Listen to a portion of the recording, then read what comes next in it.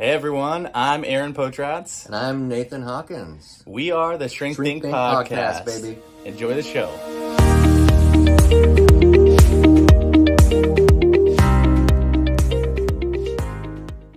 Cool, I like this. I like this stuff. This is going to be interesting. I'm out of coffee. That's lame. Which I know. Well, I probably don't need any more. What did you Yeah. Then we're going to talk about So anyways, that's what I'd like to... Can I just interject a little? No? Okay, you just keep talking. Yeah, for you older folks out there. Remember Micro Machine Man? Yeah, that's right. Oh my gosh. Like on my Micro Machine. Now what we call those are auctioneers. You actually called those before that. But yeah, that's true. Yeah, I don't know. All right. Well, this is going to be interesting. We're talking about dating. Yeah, let's do it. Different, an interesting approach. Let's do it. Hey everyone, welcome to the Shrink Think Podcast. We are excited as always to be here talking about some new, fresh, always interesting subject matter. And we've been talking a lot about parenting and some relationships with children and those kinds of things recently. We're going to mix it up a little bit and we're going to talk today about dating. This is kind of I think, to me, it's an interesting topic, or it's an interesting way of looking at it. We're going to title this Dating, No is the Best Way to Yes. And as we're talking about the subject matter, it's okay, this is what we're going to do, and we'll get into that later in the episode. And it was okay, so what are we going to call this? How do we summarize the subject matter that we're going to get into? And I came up with this, saying no is the best way to get to saying yes to the right person. So saying no, ultimately, to all of the wrong people is going to give you a better chance at finding the right person for you. Now, there's all kinds of things we need to talk about around that, what does that mean? How do you know what your no is? So we'll have to also, clarify for you listeners, are we saying K-N-O-W? Are we saying N-O? Which version of the word are we talking about? But you need to be aware of what your NO is, what your red flags, non-negotiables are, so that you can say no to all of the wrong things. And what that does is it weeds out, it screens out all of the wrong people for you, but it also frees you up to be aware of and looking out for and available to the right person or the right people that are out there for you. Of course, that's easier said than done, because kind of the way that this topic came up was I was thinking about a number of people that I've worked with that are just serial daters. Or serial relationship people. It's your job. You I put in a couple years at this organization and now I found a better one over here. I'm going to jump ship, end that relationship and go to this other one over here. And it's but then what they do is they end up repeating some of the same patterns. And also, I think the painful part is if you are in that situation where you are with somebody and you're I'm not sure if this is the right one, but we'll see how it goes or whatever. It's you're losing time and you're occupied where someone else may be out there and crossing paths with you that you don't even know it or are not available to because you're in this other situation that you should not have been in the first place. So that's what we're going to talk about today. We're going to unpack all of that. Woo. In the beginning, you're talking about how we are excited to be here, right? That's right. I right. need everybody to know we've been excited at other times besides doing this podcast. No, I store it all up. I save it. I'm it's Nate's hey, it's your birthday. How are you feeling? I'm not excited. We got to record on Friday. And then on Friday, I'm I'm so excited. There it is. Well, that is true. He does do that. Just kidding, obviously. Look at this chicken. It's amazing. The barbecue's fantastic. No, I'm not excited. No. The whole week is just in this low level of dysthymic fine. Right. Look it up. Anyway, so you have to K now your N-O. K-N-O-W. That's right. That's true. You see what I did there? I heard it. Yeah. I'd like to not hear it, but keep going. Yeah, so we've got people that we worked with that are on different parts of the spectrum, right? So work with people who, I have noticed what I'm gonna say next, and this is totally anecdotal, meaning just my own observation of what I've seen. people probably above 30, I want to say, in general, and probably into their early 30s, when they're dating, there is this tendency when they're dating someone, they feel like, okay, maybe they've been dating for a few months and it's definitely serious. They're not dating around, I guess is my point. When they get into having problems, and I'm on the other side thinking like, this is a bad move. This is a bad move, this person is like, I think of that person holding a box of red flags, and the other person going like, yep, that looks fine. Or as you were saying that, like they're telling stories in the background, in your ears you're hearing like alarm bells just going off. Like, I'm sorry, I couldn't hear what you were saying. I just heard this. This is a very weird tornado siren. Yeah, evacuate. It's an Aaron siren.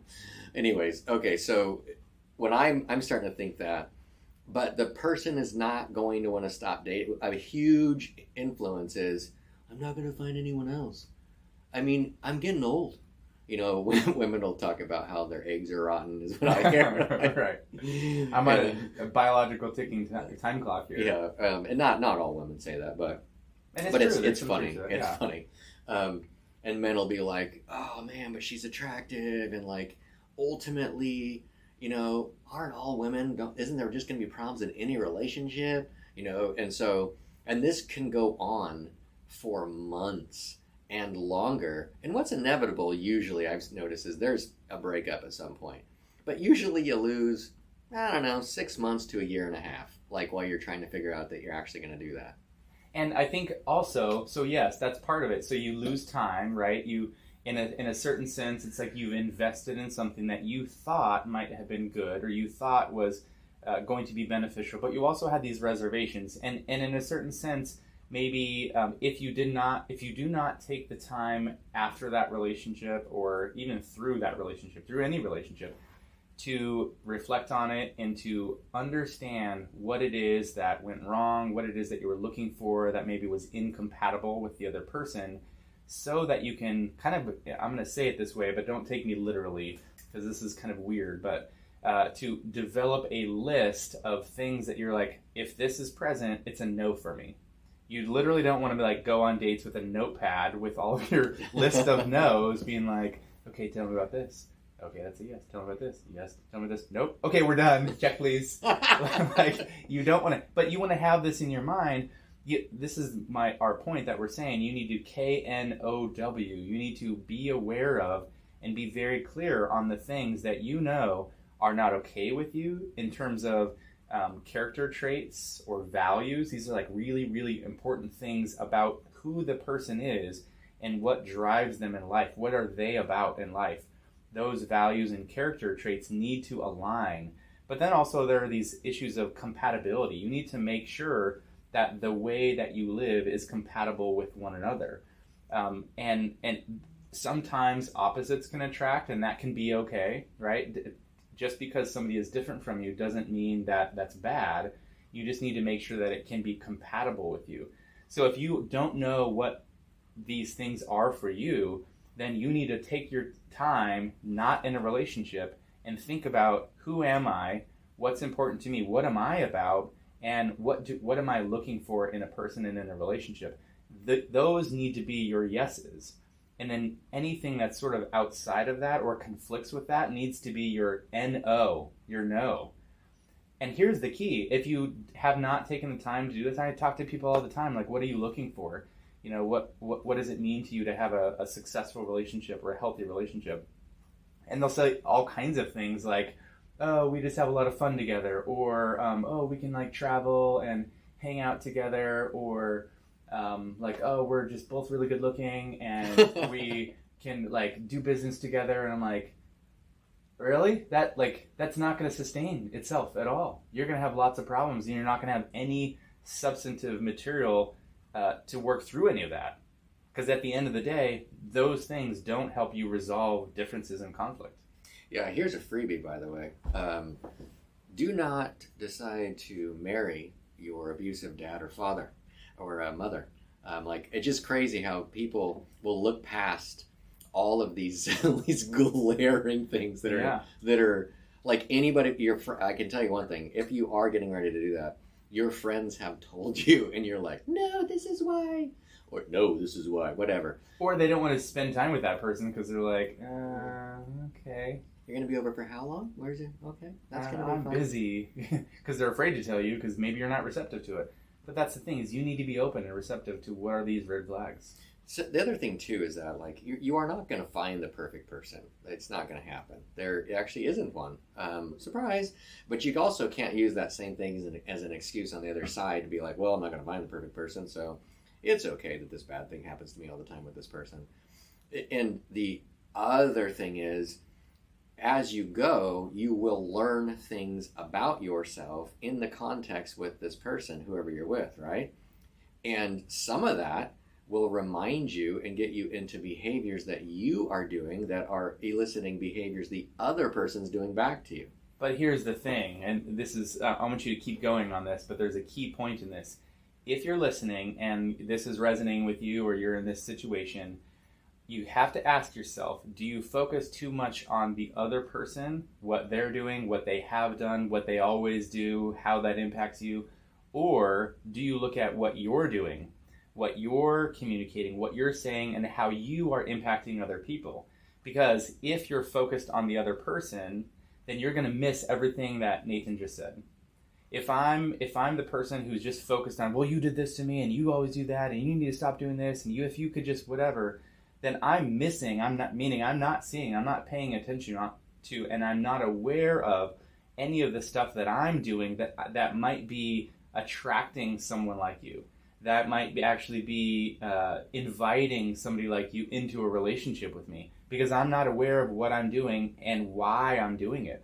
I'm clearly getting something out of it, but if I'm not aware of that stuff, if I don't pause, if I don't get out of a relationship and take time, maybe go to therapy, talk with my friends, get feedback from people, and evaluate my own self, then I'm not going to see all of this critical information about me that I need to know and change in order to create new dynamics and new desires away from mommy or daddy, right? Like what I grew up being familiar with. I need to learn how to be and feel and desire new things so that I can attract something different, something better. Well, and the thing of it is, what I guess I'm trying to point out is that there's a learning process to this. That's okay. It's just that it's really a problem if you're not going to be in it. If you're not going to join with the learning process, then it's not going to work out for you. It's still going to be, the lesson's still going to be happening. You're just going to be la-la-laing. Yeah, and you'll be, honestly, like what Aaron's talking about, you will be forcing the situation to continue, essentially, which is why what I was saying was you could have a situation that is where you're with someone and you start noticing some things that are patterns and you're like, oh my gosh, I freaking did it again. Like, how do I do this?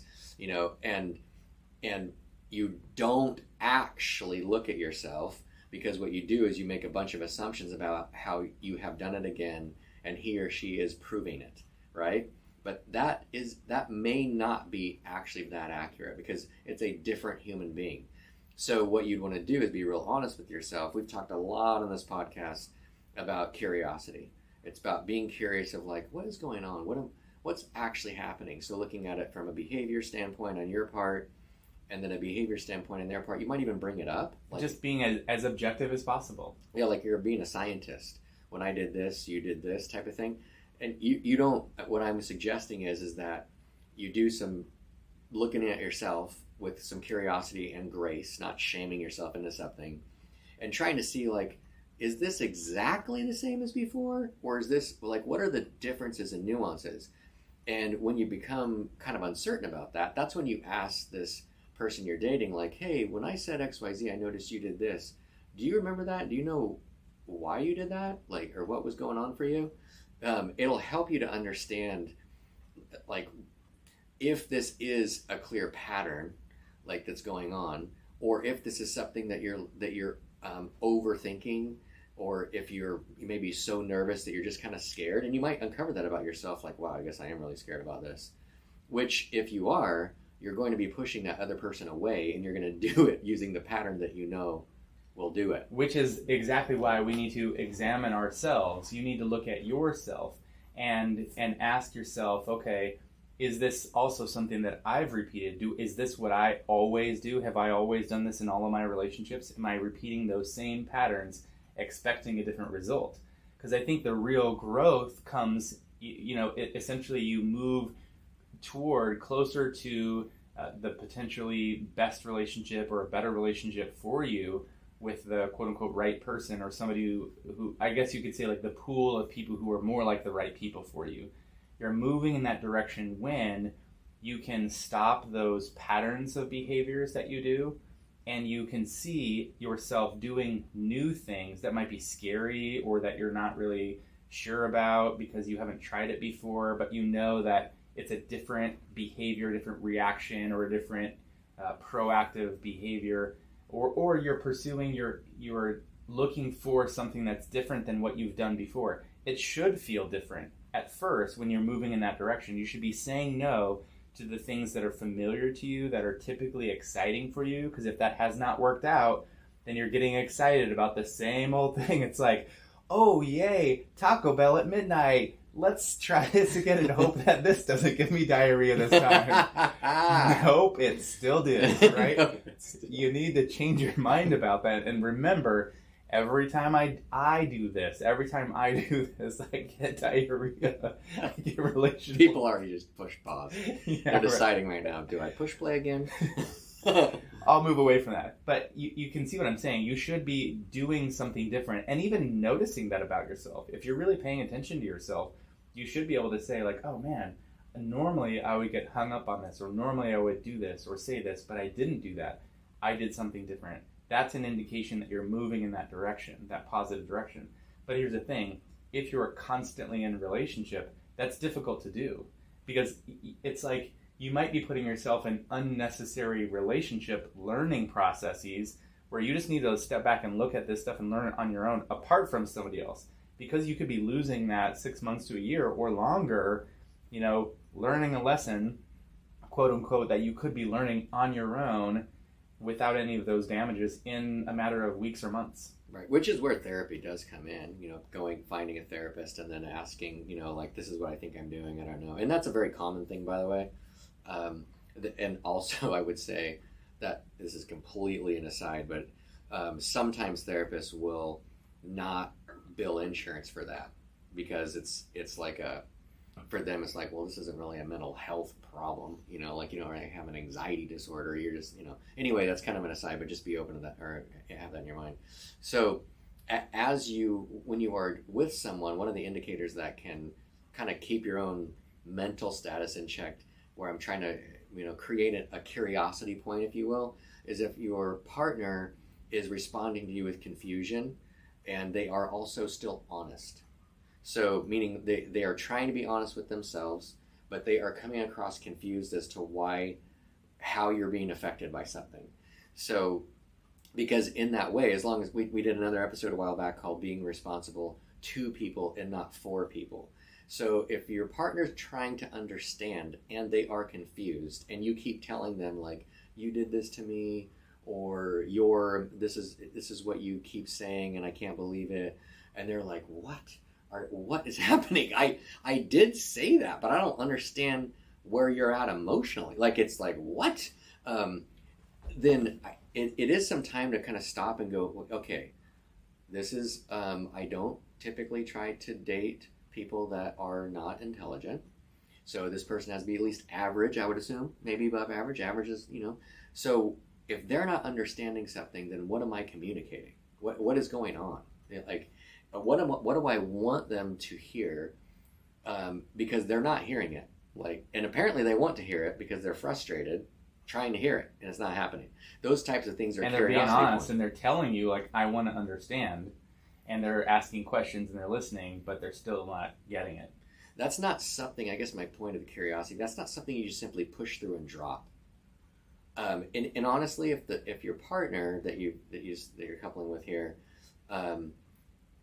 does that, just allows you to do that, like, okay, well, they're probably going to assume one of two things, like, well, I guess the person figured it out, like, I don't know what's going on, and they might not want to stir the pot and ask you again, because it's like, Lord, like, do I want to have this fight again, type of thing. Both of which not good relational, indicators of a healthy relationship in the long run. Right. So then you get down the road together and have the same fight again, basically, and the partner's still confused. So what you'd want is the partner to bring it back up. Hey, we dropped this. I guess you did. I am still confused as to what happened to that. That actually would be a good indicator of like, oh, well, you got somebody that, is trying to be honest with you. But here's the thing.